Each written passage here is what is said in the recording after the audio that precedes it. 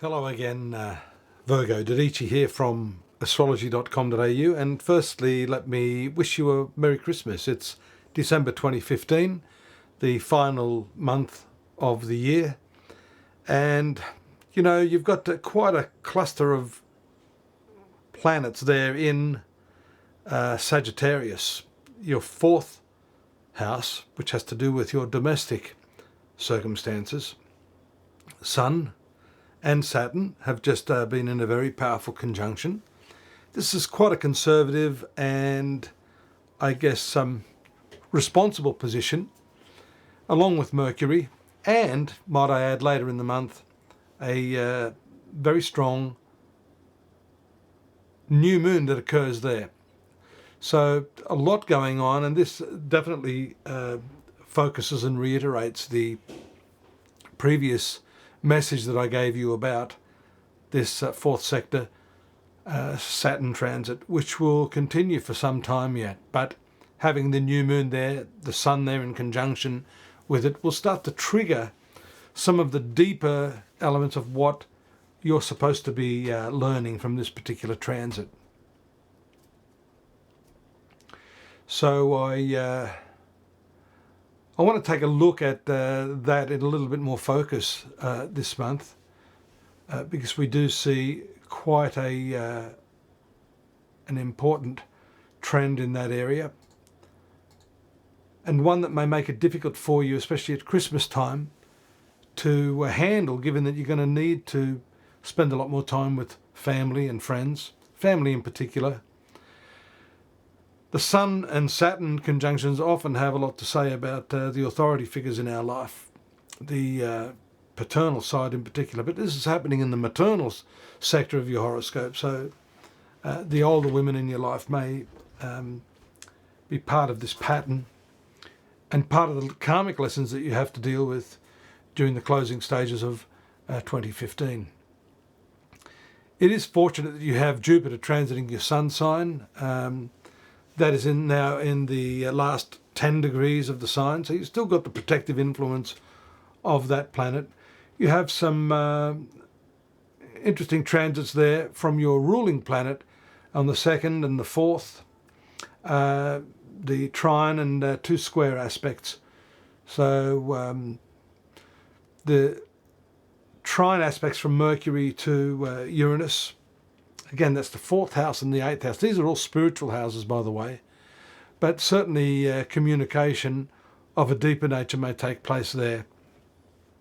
And having Uranus in the 8th house, there can be sudden revelations within the family, a ferreting out of information, secrets that may have been submerged for a long time can come to the surface. You also have the square of Mercury to Jupiter on the 4th. So this is what we call a T-square. So there's a lot of tension coming from that. Well, it's not actually a T-square. You've got the square to Jupiter, but you've got the trine to Uranus. So this makes it a little bit easier. You've got this ability to use some brilliant deductive processes to overcome some of the problems that can ensue with the Jupiter and the Mercury, that is in communications, in maybe people saying too much. You have to maybe use some of the power of Mercury there to diffuse the situation over Christmas with a little bit of humour, for example. Venus moves to your 3rd house, having been in the 2nd house with Mars, so this is also going to augment your ability to communicate well. Let's talk about maybe your financial situation, your professional situation, the ability to come to some really good win-win situations if you're in negotiations. Contracts are ruled by this, and pleasant journeys, by the way, can also be part and parcel of that, along with the lovely trine aspect to Neptune that takes place on the 11th of December, heralding the opportunity to maybe make a dream come true with the person you love. This could be a journey or some sort of understanding that you've had to do things as a couple. In any case, the Venus-Neptune trine is very, very idealistic. It really is head in the clouds sort of stuff, but it works nicely for you. And having the grounding of those planets like Saturn in the fourth house would to me mean that you're not going to let that go to your head, I hope. A couple of aspects from Mars on the 7th, square aspect to Pluto, that's occurring in your finance sector. So you're really determined to earn. You're putting a lot of energy into that area in the first part of the month. On the 11th, which is the day that precedes that new moon in the fourth house, the opposition from Mars to Uranus in the 8th. So as I said earlier, the sudden and unexpected unearthing or revelation of issues may extend into your financial affairs during this period.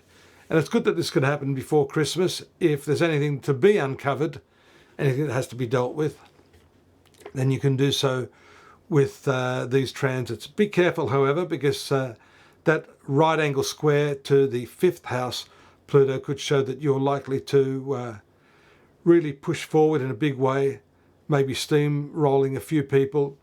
And yes, you may be correct in what you find, but you should always use your diplomatic skills, of which you have quite a few, to make your intentions and your understanding well known.